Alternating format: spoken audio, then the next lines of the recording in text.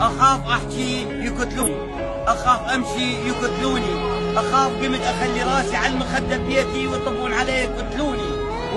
ترى احنا مو احياء، لا بس اشكال. احنا قتلونا، احنا قتلونا، قتلونا من زمان.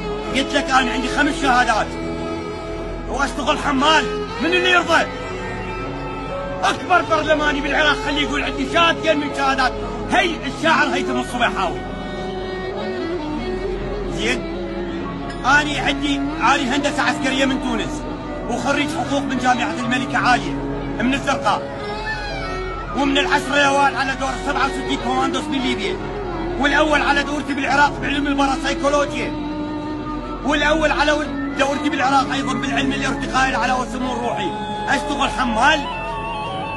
شلون الدفن يصير؟ يعني عبالك يدفنون الجسد فقط؟ لا يا ابني، لا، احنا مدفونين بالحياة. اسفي على العراق، اسفي عليك يا بغداد العريق.